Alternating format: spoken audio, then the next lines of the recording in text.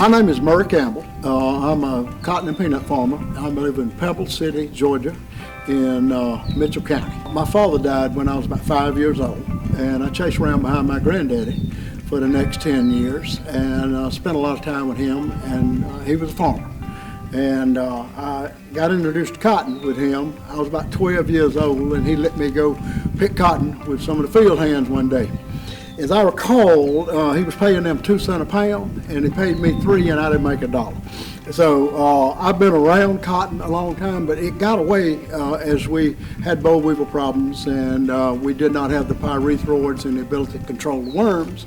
So I had a chance about 77 to go into farm management business. I spent about 9 or 10 years being able to make mistakes that didn't cost me money and watch other people make mistakes and do things right, and I got a lot of experience. Well, when I graduated from high school, I wanted to farm. I wanted to farm, and I wanted to marry my high school sweetheart. And unless she kicks me out between now and September, we will have been married 51 years. And this is my 50th crop this year. And so we have been survivors, made it through the 80s. But I started out in that farm management business and got into cotton by wanting to grow some and not being allowed to for a couple of years. And then finally I rented this particular farm we're on right now from my father-in-law. And we started growing cotton. Cotton has been good to me.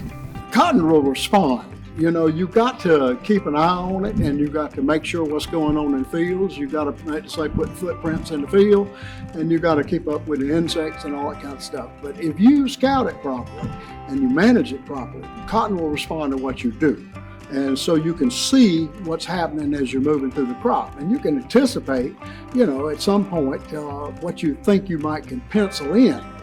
You can't always do that with other crops. I always thought of cotton and peanuts particularly, they are traditional southern crops. And the main reason is because they fit our normal weather patterns. We'll get spring rains, we'll get them up, we'll get them growing, it'll turn dry, and we'll clean them up, and then we'll start getting rain in July. And then when we get ready to pick it, late September, October, hit the driest month of the year. So they're traditional southern crops that sort of just go along with our weather patterns up until right now. Now, right now, we have a little bit different situation coming off this La Nina. We have, we're probably 9 inches below normal right now. Pond behind us back over there. We got enough water to get started in there, but I don't know if that water's going to go all the way. I've got 3 deep wells out here, but some of these wells on this side of the county are 600-700 feet deep. Crank one up, you know, you dim the lights and you start paying some big electricity bills. And so, you know, cotton normally fits our weather patterns, and I like that aspect of it. When I grew my first crop of cotton in '85, we sold most of it for 58 or 60 cents.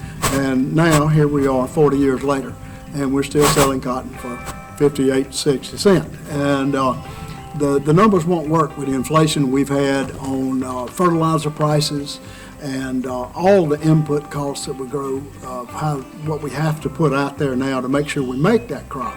You know, the BT genes and all that we're paying for there, everything is extremely expensive. So it was a real challenge to work it out. The 80 cent, where we're approaching maybe a 79-cent cotton, okay, well, we've added maybe $100 more an acre, you know, to what we, 1,200 on 1,200 pound cotton, 10 cent, you know, talking about $120 an acre.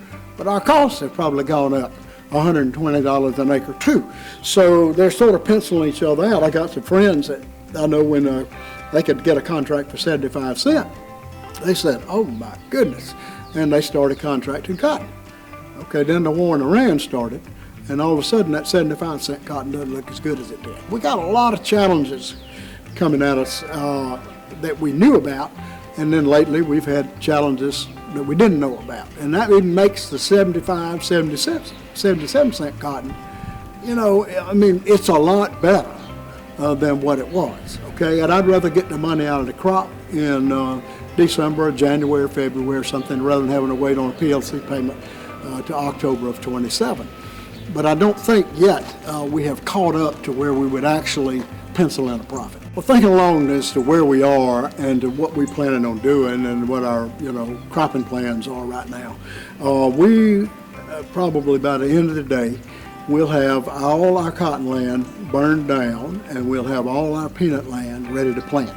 Assuming it rains, and it looks a little more promising after you get out past 2 weeks, we will start and we'll plant those early peanuts. We normally start planting cotton around the last of April, 1st of May. We've always done that because we try to get some of the cotton, particularly irrigated cotton, out of the way, and then we would plant our peanuts because of the tomato spotted wilt window, not wanting to start on them until the 6th to the 10th of May. So we're going to try to get these 12 Ys in earlier, plant the cotton, and then go back and finish the rest of the peanuts as we go through. So that's sort of our plan right now, but like I said, we're going to be at a dead stop until we get rain. And I'm sure that I'm not the only one out there right now that's thinking that. A good bit of our cotton is irrigated. We ended up this year, unfortunately, with the way the rotations worked out, having more dryland peanuts. I think our plan is still good, but we need the rain to help us out, and then we'll be able to get back on thing. But we'll start within a couple of weeks with the irrigated stuff, and we just have to wait on the dryland ones and plant them when we can.